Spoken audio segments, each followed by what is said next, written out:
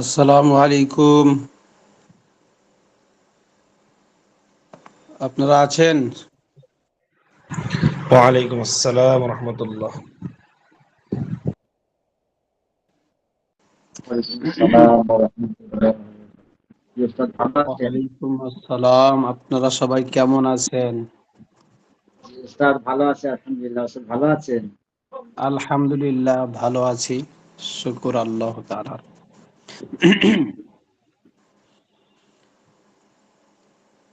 আপনাদের আর সাথী ভাইরা কই? জয়েন হচ্ছে না কেন?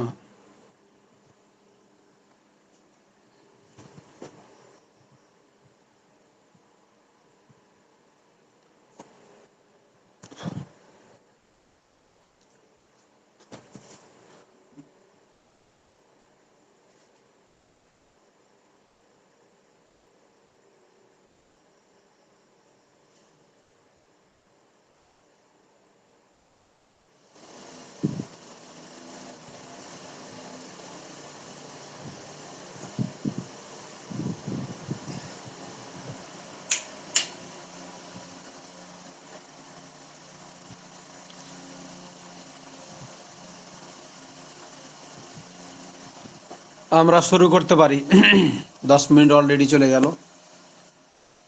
আর বসে না থেকে অপেক্ষা না করে আমরা শুরু করি। তাহলে আমরা কিতাব বের করি। কত নম্বর পৃষ্ঠায় পড়া ছিল? হুজুর পড়া ছিল 94 একটু পৃষ্ঠা, পিছনের পড়া ছিল 94 পৃষ্ঠা। তেলাওয়াতি সেজদা, এখান থেকে পিছনের পড়া ছিল। এখান থেকে 94 পৃষ্ঠা, জি, তাই না? 94 পৃষ্ঠা। আচ্ছা,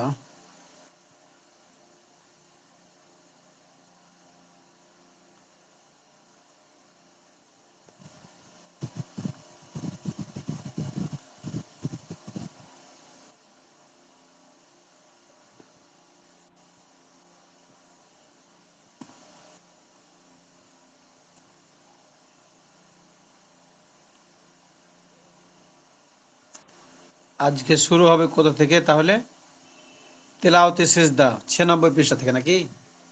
না হুজুর, আজকে তেলাওয়াত আজকে হুজুর এটা পিছনের পড়া ছিল 94, 95, 96, 97, এগুলা পড়া ছিল হুজুর। 98। হ্যাঁ, পড়া ছিল এই পর্যন্ত। কুসুফের নামাজ, কুসুফের নামাজ এখান থেকে নতুন পড়া শুরু হবে। জি হুজুর। 99 পৃষ্ঠা শেষ থেকে একদম, জি তাই না? জি জি এখান থেকে নতুন পড়া শুরু হবে। এই কিতাব শেষ করতে হলে আরো মোটামুটি কত পাতা আছে, পেজ আছে? 97। এই হুজুর কিতাবে আমরা আরো আগের বেশে 86 চলে পৃষ্ঠা আসছি। আছে। হুজুর আমরা আগের বেশে কি কিতাব পুরো শেষ করছে হুজুর? ওস্তাদ 90 পৃষ্ঠা আছে। না, শেষ হয়নি, শেষ হয়নি, গতবার শেষ হয়নি, পুরোটাই কিছু থেকে গেছিল। কত কত কত পৃষ্ঠা পর্যন্ত গেছে হুজুর? ওদের তো 100 পৃষ্ঠা মনে হয় হয়েছিল কাছাকাছি। আপনাদের তো 100 এখনই হয়ে গেছে, ওদের হয়নি, 100 পর্যন্ত যায়নি ওদের। আমগো তো হুজুর 100-র উপরে গেছে। আমরা ওখান দিয়ে আপনার ওই যে লাস্টে যে ইয়েটা আছে না, কোরবানির মশলাটা পড়ে লইছিলাম হ্যাঁ, হুজুর। ওটা তো শেষে হুজুর কোরবানিটা পড়া হয়েছে। হুজুর স্ক্রিনটা শেয়ার করেন হুজুর। ও আচ্ছা, ঠিক আছে, আমি তো ভুলে গেছি।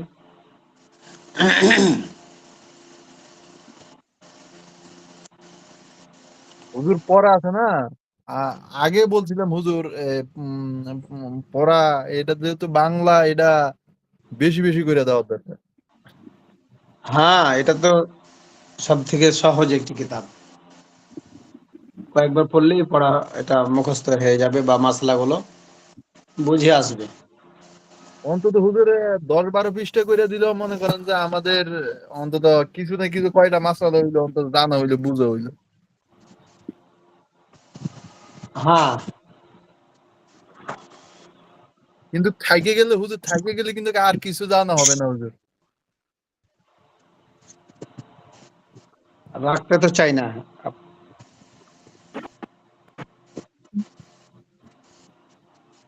শেষ করবো ইনশাআল্লাহ। পিছনের রিভাইজটা না দিলেই শেষ হয়ে যাবে। রিভাইজ দিতে গেলে হুজুর রিভাইজ পরে, এখন হুজুর যেহেতু রিভাইজের দরকার নেই, শুধু প্রশ্নগুলো ধরেন বাস, খালাস প্রশ্নগুলো ধরে আগে। হ্যাঁ, এটা হতে পারে যে প্রশ্নগুলো শুধু তাকরার হলো, বাদ বাকি এগুলো থাকবে, আর নতুন পড়া শুরু হবে তাড়াতাড়ি, তাহলে পরে শেষ হওয়াটা সম্ভব, জি হুজুর। তাই না? তাহলে আমরা একটু প্রশ্নগুলো নিয়ে আলোচনা করি। যে প্রশ্ন আছে 97 পৃষ্ঠা, তেলাওয়াতে সিজদা কখন ওয়াজিব হয়? তেলাওয়াত শ্রবণ ছাড়া সিজদা ওয়াজিব হওয়ার সুরত কি? হুজুর তেলাওয়াতি দেখি সেজদা কখনো তেলাওয়াতি সেজদা কখনো ওয়াজিব হয় যখন হুজুর তুমি যদি সেজদার কোনো আয়াত তেলাওয়াত করো বা শুনো, তাহলে তোমার উপরে এরকম সেজদা দেওয়া ওয়াজিব হয়ে যাবে গো। হ্যাঁ, এটা হচ্ছে 1 নম্বর। 2 নম্বর হচ্ছে ক্যাসেটে সেজদা সেজদার আয়াতের তেলাওয়াত শোনার কি হুকুম? তাড়াতাড়ি বলতে হবে, যে পারবে সে বলতে শুরু করবে, বাকিরা শুনবে। ক্যাসেট বলতে কি, ওই যে রেকর্ড আর কি, যে মোবাইল ওদের হোক। ক্যাসেট বা রেকর্ডকৃত আয়াত বা সূরা যদি আমরা শুনি, তাহলে যেরকম ভাবে এটা শুনলে সওয়াব হয়, ঠিক তেরকম ভাবে এটা শুনলে সেজদা দিতে হবে, সেজদা ওয়াজিব হবে। এক কথায় ক্যাসেট হোক আর যে কোনো জিনিস হোক, এটা যদি মানুষের মুখের তেলাওয়াত হয়, মানুষের মুখের জি। তেলাওয়াত হয়, তাহলে পরে এটার দ্বারা কি হবে? সেজদায়ে সাহু ওয়াজিব হবে, সেজদায়ে তেলাওয়াত ওয়াজিব হবে। তারপর 3 নম্বর, টেলিফোনে তোমার তোমাকে সেজদার আয়াত তেলাওয়াত করে শোনালো, এর হুকুম কি? এটা ওই যদি যে দ্বিতীয়টার মতোই, ক্যাসেটে সেজদার আয়াত শুনলে যেরকম, এটা টেলিফোনে শুনলেও ওই রকম ভাবেই সেজদা ওয়াজিব হবে। হ্যাঁ, তাহলে টেলিফোনে শুনুক, মোবাইলে শুনুক, হ্যাঁ, এর দ্বারাও কি হবে? জি। সেজদার আয়াতের হুকুম বহাল হবে। 4 নম্বর, মজলিস পরিবর্তন হয় কিভাবে? হুজুর দোকানদার যদি দোকানে হেঁটে হেঁটে একটি সেজদার আয়াত তেলাওয়াত করে, তাহলে তার উপর কয়টি সেজদা ওয়াজিব হবে? কেন? মজলিস পরিবর্তন হয় কিভাবে হুজুর? আপনার ওই রে, মজলিস থেকে 2 কদমের বেশি সরে গেলে তাইলে মজলিস আপনার পরিবর্তন হয়ে যাবে গো। হ্যাঁ, দোকান হোক, মসজিদ হোক, বা কোনো স্থান হোক, 2 কদম সরে গেলেই মজলিস পরিবর্তন হয়ে যায়। তাহলে দোকানে হেঁটে হেঁটে যদি তেলাওয়াত করে, তাহলে যতবার হেঁটে হেঁটে তেলাওয়াত করবে, ততবার তার উপরে সিজদা ওয়াজিব হবে। 5 নম্বর, একই স্থানে বসা অবস্থায় মজলিস পরিবর্তন হওয়ার সুরত কি? একই স্থানে বসা অবস্থায় মজলিস পরিবর্তন হওয়ার সুরত কি?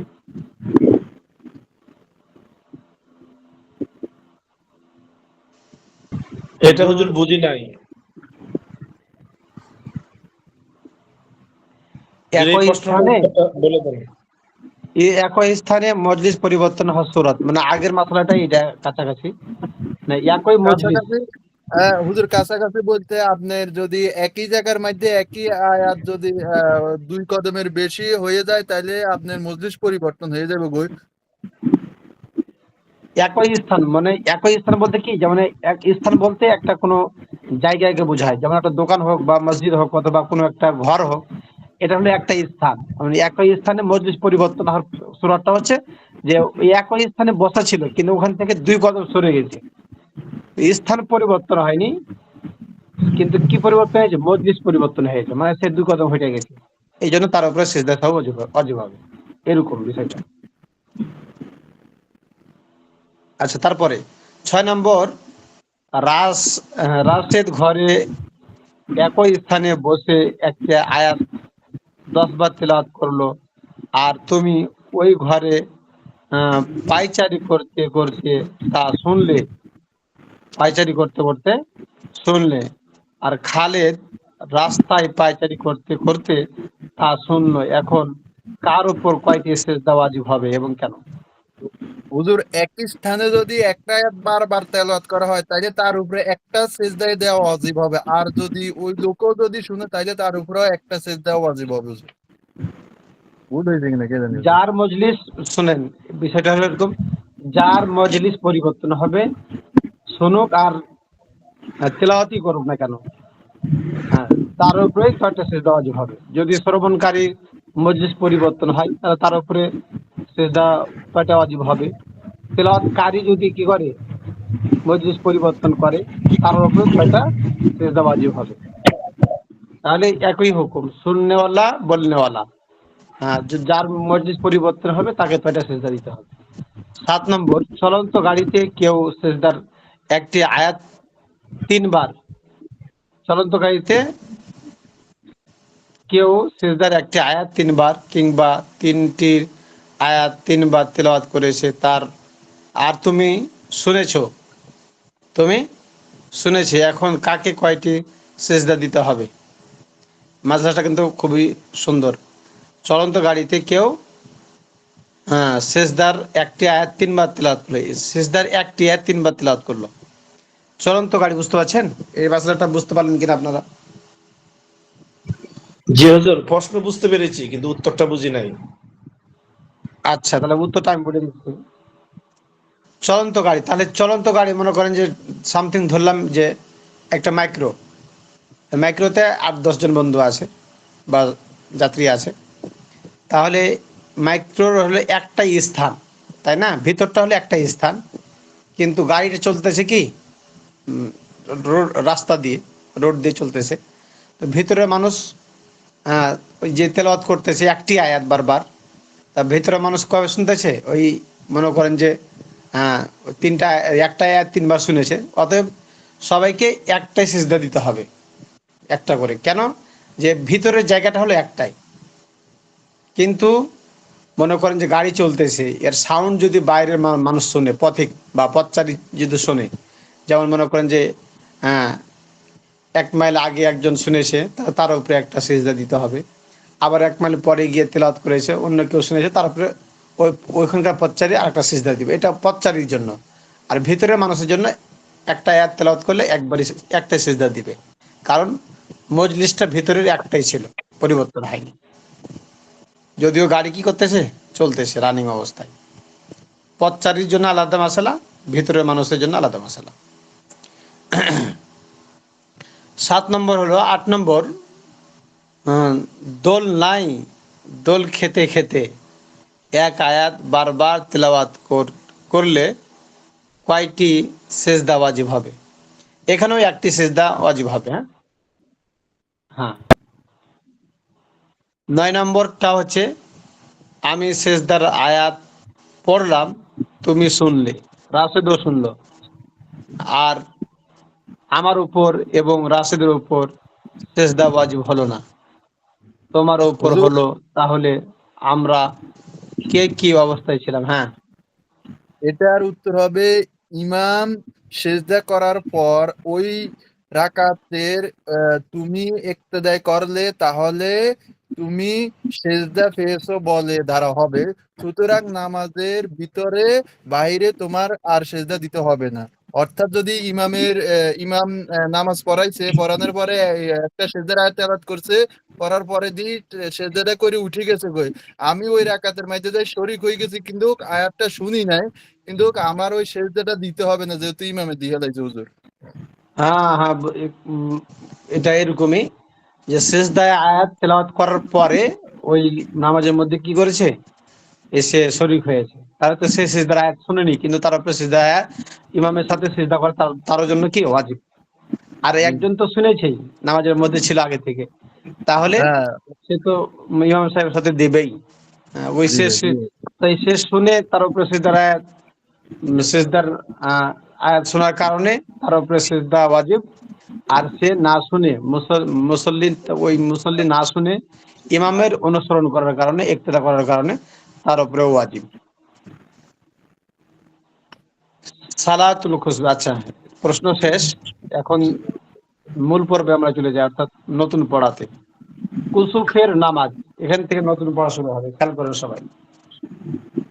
তাহলে কুসুফ না, কুসুফ কাকে বলে এগুলো তো আমরা অনেক সময় অনেকে জানি না, আবার অনেকে জানি।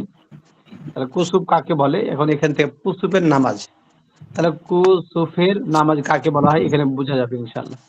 দেখেন সবাই একটু মনোযোগ দিয়ে দেখেন, খেয়াল করেন, শুনেন ইনশাআল্লাহ। সবাই আপনারা কয়জন উপস্থিত হলেন মোটামুটি দেখি? 6-7 জন।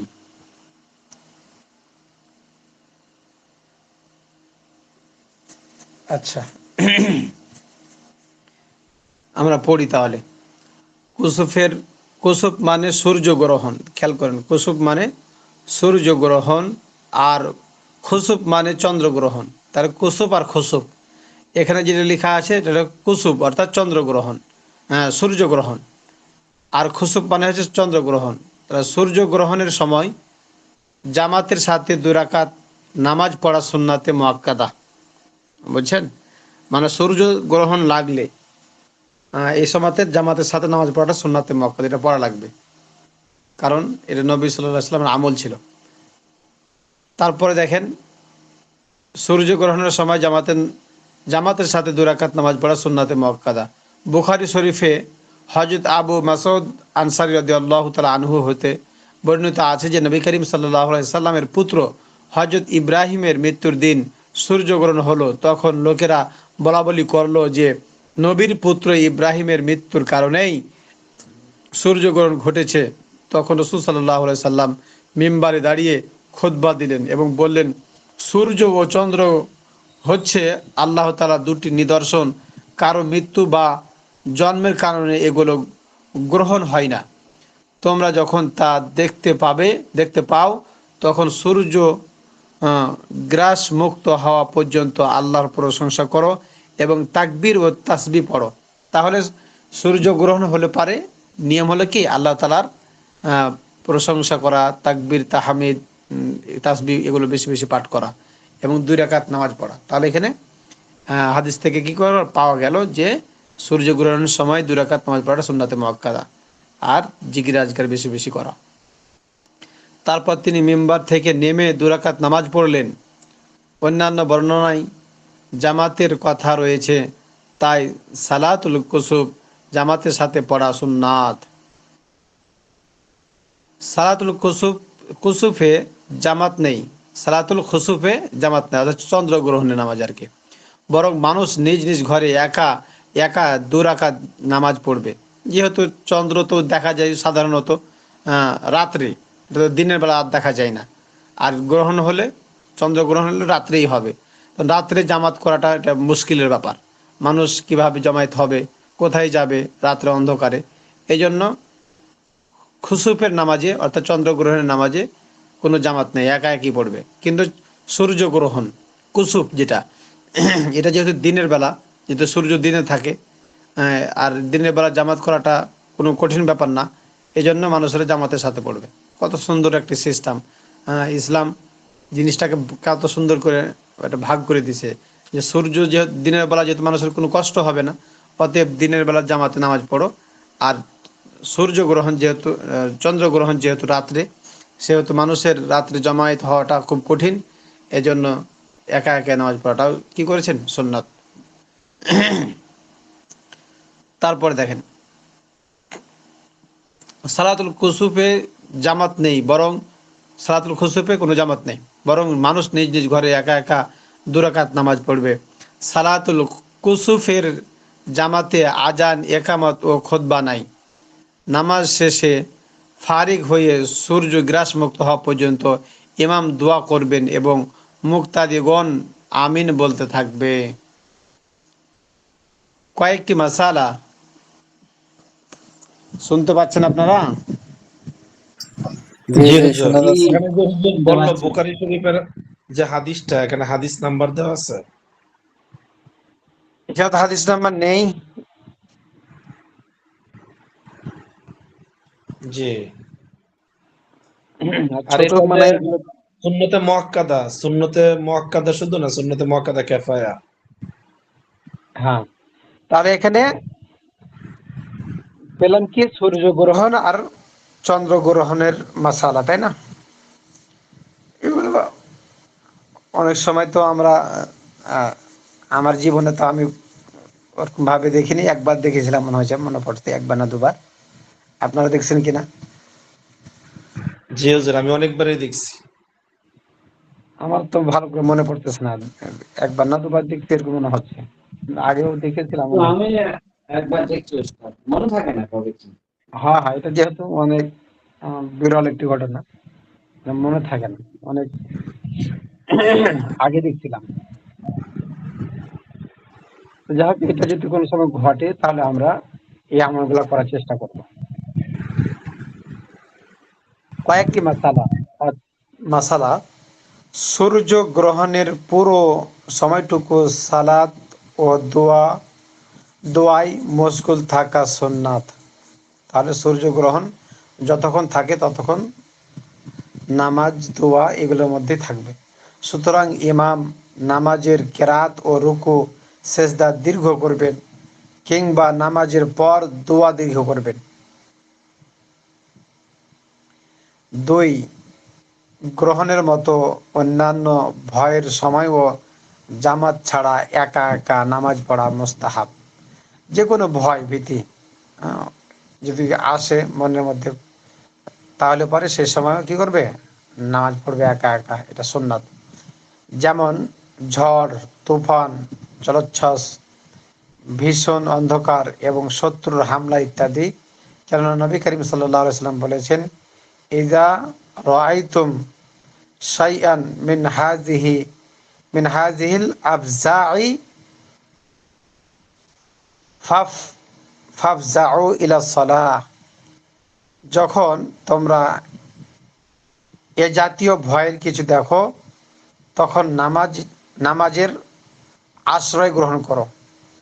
তাহলে এ সমস্ত অর্থাৎ ঝড় তুফান, জলোচ্ছ্বাস, ভীষণ অন্ধকার, শত্রুর হামলা ইত্যাদি হলে পারে কি করতে হবে? 2 রাকাত নামাজ পড়তে হবে, এটাও সুন্নাত। তাহলে ইজা রাআইতুম শাইআন মিন হাযিহিল আফজা'i, তারপরে ফাফজাউ ইলা সালাহ, যখন তোমরা এ জাতীয় ভয়ের কিছু দেখো তখন নামাজের আশ্রয় গ্রহণ করো, নামাজের আশ্রয় গ্রহণ করো। এবার দেখেন তারপরে আরেকটি, ইস্তিসকার নামাজ। ইস্তিসকার নামাজ, ইস্তিসকা কাকে বলে, ইস্তিসকার নামাজ কিভাবে পড়তে হয়, এই বর্ণনাতে পাওয়া যাবে ইনশাআল্লাহ। দেখেন, ইস্তিসকা মানে প্রচন্ড খরা। ওস্তাদ ইস্তিসকা মানে? প্রচন্ড খরা, দেখেন ইস্তিসকা মানে কি?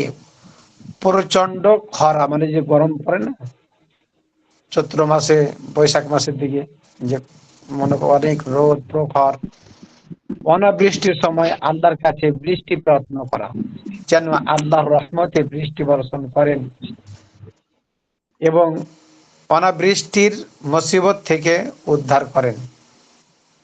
তাহলে ইস্তিসকা মানে কি? প্রচুর গরম, খরা যেটাকে বলে, অনাবৃষ্টির সময় আল্লাহর কাছে বৃষ্টি প্রার্থনা করা, মানে বৃষ্টি হচ্ছে না, সব পুড়ে শেষ, আল্লাহর রহমতের বৃষ্টি বর্ষণ করেন এবং অনাবৃষ্টির মুসিবত থেকে উদ্ধার করেন। হযরত আব্দুল্লাহ ইবনে আব্বাস রাদিয়াল্লাহু তাআলা আনহু বলেন, হতে বর্ণিত আছে যে অনাবৃষ্টির মুসিবতের সময় নবী সাল্লাল্লাহু আলাইহি সাল্লাম ঈদের নামাজের মতো 2 রাকাত নামাজ পড়েছেন। সুতরাং সুন্নাত এই যে ইমাম জাহিরি কিরাতের সাথে, ইমাম জাহিরি কিরাতের সাথে অর্থাৎ জোরে জোরে সূরা কিরাত পড়বে, 2 রাকাত নামাজ পড়বেন এবং নামাজের পর 2টি খুতবা দিবেন। এই নামাজটা জুমার নামাজের মতো তাহলে পাওয়া গেল। এই 2 রাকাত নামাজ পড়বে, খুতবা দিবে, এই নামাজের মধ্যে এগুলো পাওয়া গেল। তাহলে ইস্তেস্কার নামাজ হচ্ছে যে খরা, অতি অনাবৃষ্টি, কোনো বৃষ্টি হচ্ছে না, সব পুড়ে টুড়ে ছাই হয়ে যাচ্ছে, হ্যাঁ, তো এই সময় সালাতুল ইস্তেস্কার নামাজ জামাতের সাথে পড়া। এটা ওস্তাদ কিভাবে পড়বে? দুটো দুটো খুতবা, তাহলে কি খুতবা পড়বো এখানে? হ্যাঁ, এই সম্পর্কে 2টা খুতবা পড়বে, একটা খুতবা পড়বে, আর যেটা সানি খুতবা থাকে না জুমার দিনের, জি ওস্তাদ। এরকম একটা খুতবা জি জি। পড়বে। একটা নতুন আর একটা ওই যেটা পড়া হয় ওইটাই। হ্যাঁ হ্যাঁ হ্যাঁ, যেহেতু এটা যেমন নামাজের মতোই, সেহেতু ওটা পড়া যাবে। তারপরে সুতরাং সুন্নাত এই যে ইমাম জাহিরি, অর্থাৎ জাহিরি মানে হচ্ছে কি জোরে জোরে কিরাত পড়বে আর কি। নামাজের পর দুটি খুতবা দিবেন। খুতবার পর ইমাম কেবলামুখী হয়ে রুমাল উল্টা করবেন, তারপর দাঁড়িয়ে দুহাত তুলে দোয়া করবেন। আর মুক্তাদিগণ বসে কেবলামুখী হয়ে আমিন আমিন বলবে, তবে তারা রুমাল উল্টা করবে না। ইমাম এভাবে দোয়া করবেন। তার ওই যে মোটামুটি নামাজটা হলো যে নামাজ পড়ার পরে ইমাম সাহেব কী করবেন, রুমাল উল্টা করবেন, অর্থাৎ যে রুমালটা হয়তো মাথার উপরে দিয়ে থাকে ওই রুমালটাকে কি করবেন, উল্টা করবেন। অথবা আমরা যেভাবে মানে পড়ি আর কি, সেটা হচ্ছে কি যে নামাজ পড়ার পর হাত উল্টা করে দোয়া করি। হাত তো সোজাভাবে মোনাজাতের সময় সোজা করে থাকি, কিন্তু এই নামাজের পরে যখন দোয়া করা হবে তখন হাত কি করবে, হাতের হাতটাকে উল্টায়া দোয়া করবে। ইমাম সাহেব এইভাবে দোয়া করবেন, আল্লাহুম্মা আসকিনা গায়সান মুগীসান নাফিআন গায়রা দাররিন আজিলান গায়রা গায়রা আজিল, আল্লাহুম্মা আসকি আবদাকা, তারপরে ওয়া বাহাইমাকা ওয়াংশুর রহমাতাকা ওয়া আহয়ি বালা বালাদাত বালা বালাদাকা ওয়া আহয়ি বালাদাকাল মাইয়িত, আল্লাহুম্মা আনতাল্লাহ লা ইলাহা ইল্লা আনতাল গানিয়্যু ওয়া নাহনুল ফুকারা, তারপরে আনজিল আলাইনা গায়সা ওয়াজআল মা আনজালতা লানা, তারপরে কুওয়াতান ওয়া বালাগান ইলা হিন। এ দোয়াটা আর কি ওই নামাজের পরে করবে আর কি।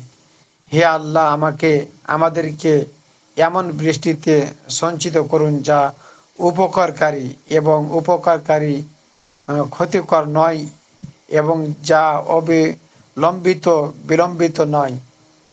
হে আল্লাহ, আপনার বান্দাদের এবং আপনার জন্তুদের পানি দান করুন এবং আপনার রহমত প্রসারিত করুন এবং আপনার মৃত জনপদকে জীবন্ত করুন। দোয়াটার অর্থ সুন্দর। তারপরে হে আল্লাহ, আপনি তো আল্লাহ, আপনি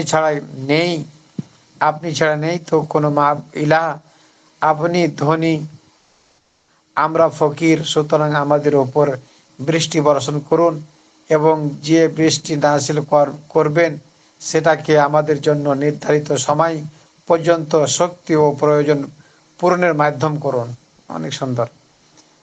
তারপর দেখেন, আবাদি এলাকার বাইরে খোলা ময়দানে পরপর 3 দিন ইস্তেসকা নামাজের জন্য বের হওয়া মুস্তাহাব। 3 দিনের আমাদের যেমন গত বছর বেশ জেলাগুলোতে ইস্তেসকা নামাজ পড়া হয়েছে, যেহেতু গতবার বৃষ্টি খুব লেটে, অর্থাৎ পানির মৌসুম পার হয়ে যাচ্ছে কিন্তু বৃষ্টি হচ্ছে না। আবার বৃষ্টি খুবই দরকার, সব আগুনের মতো পুড়ে যাচ্ছে। তো সেইবার ভালোই ইস্তেসকা নামাজ পড়েছিল সবাই, আমাদের এলাকাতেও পড়েছিল। এবার তেমন একটা দেখা যায়নি, যেহেতু এবার বৃষ্টি ছিল বেশি ভালো, আগে থেকে বৃষ্টি এবার হয়েছে। আচ্ছা, তারপর দেখি, তার খোলা ময়দানে নামাজ পড়বে যেখানে কোনো আবাদি নাই, মানে অর্থাৎ জনবসতি নাই, এবং রোজা রাখা এবং গুনাহ থেকে বেশি বেশি ইস্তেগফার করা। তাহলে পরপর 3 দিন নামাজ পড়াটা মুস্তাহাব। রোজ সম্ভব হলে কি করবেন, রোজাও রাখবেন। 102 নম্বর পৃষ্ঠা খেয়াল করেন সবাই।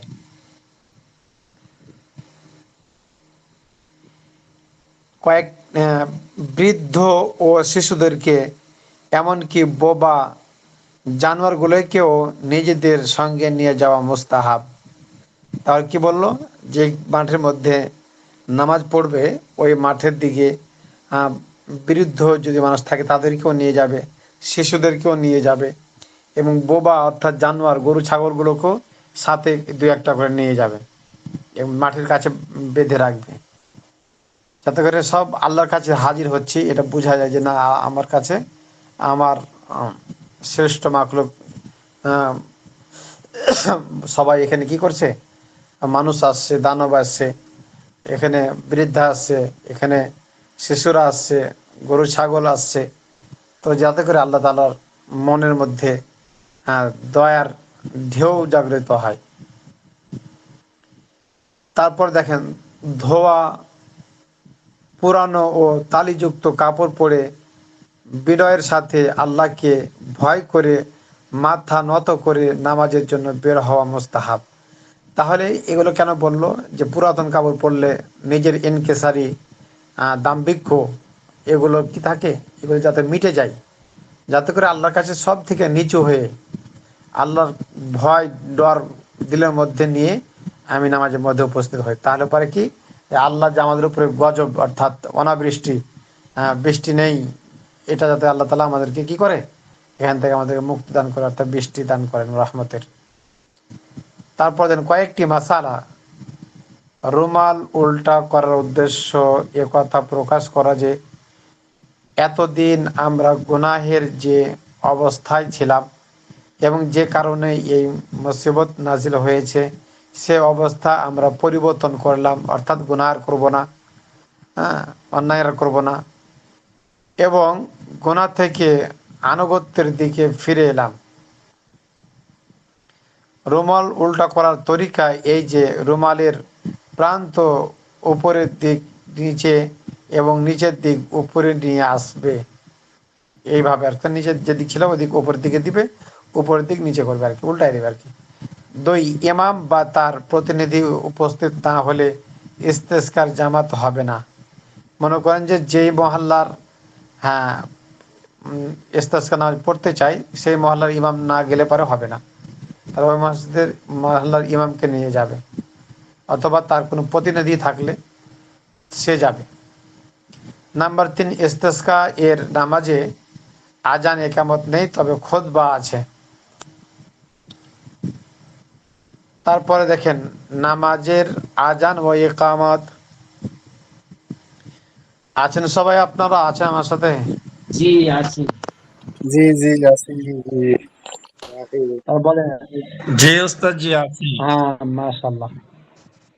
নামাজের আজান ও ইকামত, তাহলে এতক্ষণ পর্যন্ত আমরা পেলাম চন্দ্রগ্রহণ, সূর্যগ্রহণ, তারপরে পেলাম হচ্ছে কি ইস্তেস্কার নামাজ। এগুলো আমাদের জানা ছিল সবার, আবার নতুন করে আমরা বিষয়টাকে ভালোভাবে জানতে পারলাম। স্পেশাল নামাজ এই সাধারণ নামাজের মতন ওসব আমরা অনেকে জানি না, হাত উল্টো করতে হয়, ওটা জীবন আগে হ্যাঁ, জানতাম না। অনেকেই জানে কিন্তু ভালোভাবে জানে না কিভাবে কোন নামাজটা পড়তে হয়। এখন আলহামদুলিল্লাহ জানতে পারলেন, ভালো করে পড়ে এটা ভালো করে আমলে যাতে আমরা করতে পারি এ নিয়ে আমরা জেনে রাখবো আর কি। যখন দরকার হয় তখন আমরা এই নামাজগুলো পড়ে নেবো ইনশাআল্লাহ।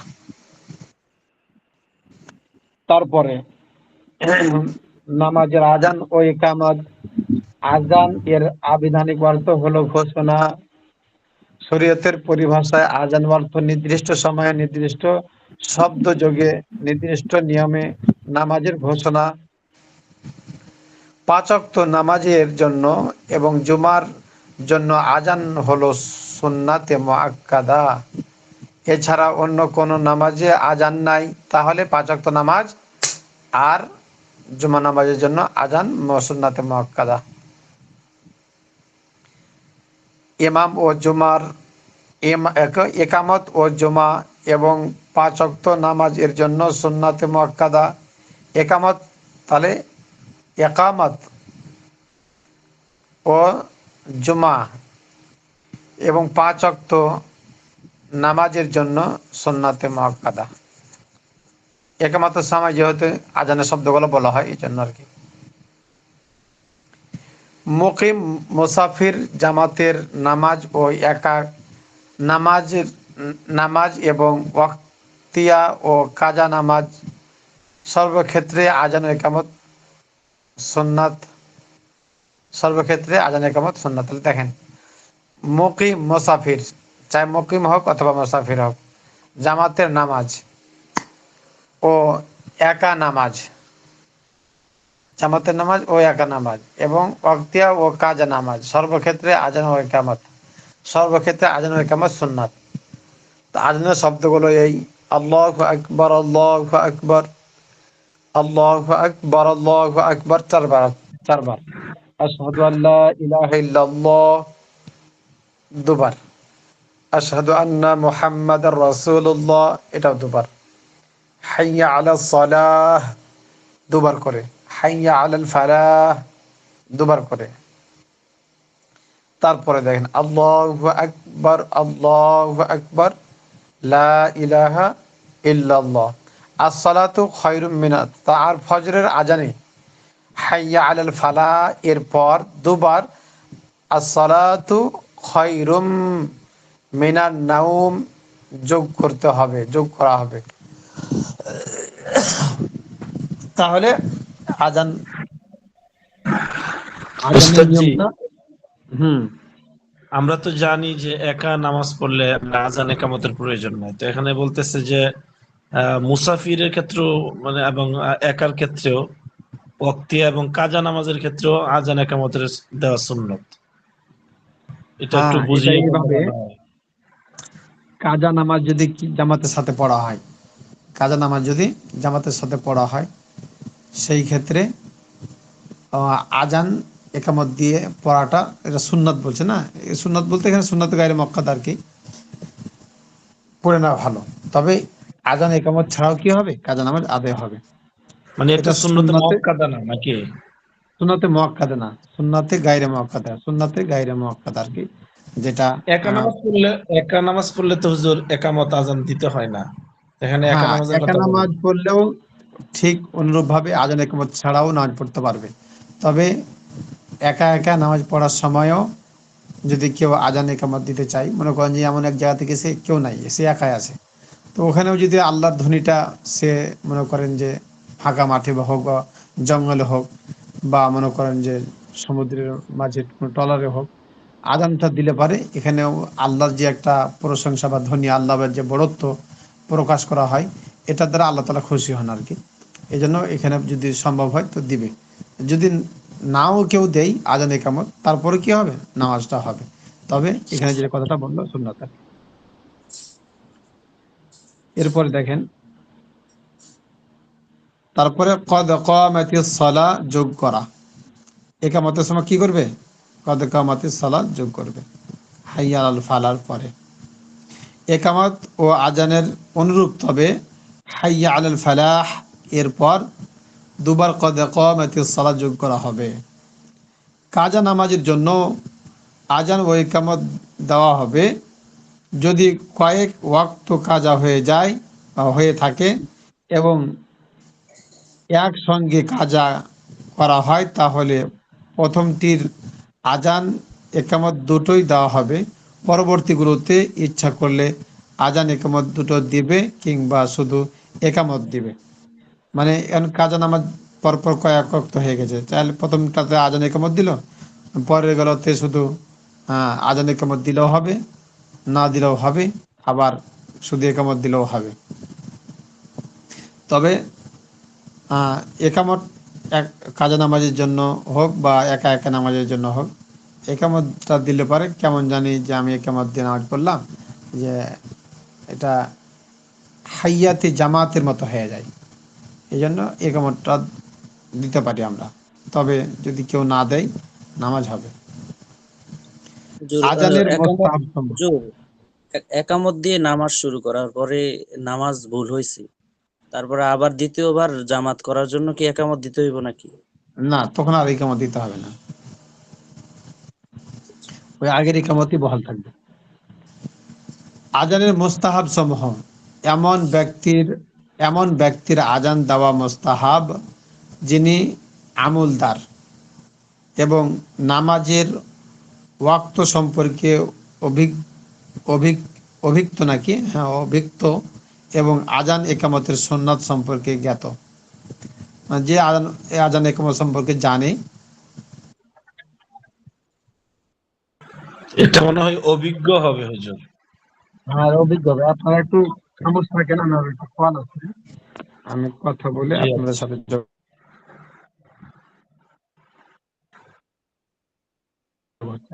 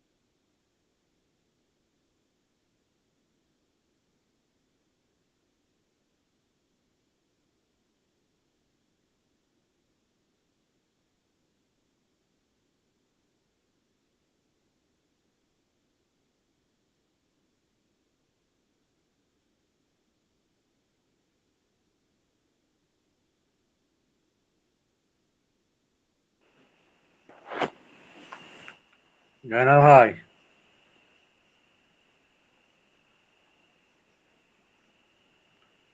ও রাজু ভাই। জি। জি আছে। জি ভাই, সবাই আছেন তো? আচ্ছা, তাহলে কথাটা শেষ করি। তাহলে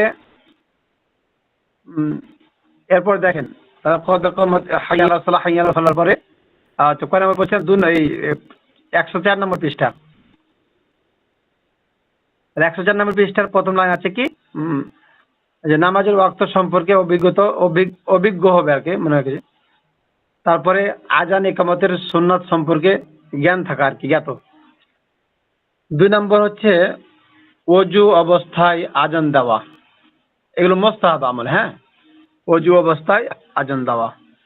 3 নম্বর কিবলামুখী হওয়া এবং হাইয়া আলাস সালাহ এর সময় চেহারা ডান দিকে ফেরানো এবং হাইয়া আলাল ফালাহর সময় চেহারা বাম দিকে ফেরানো, অর্থাৎ যেভাবে আমরা কি করি, ঘুরি আর কি, মাথা ঘোরাই।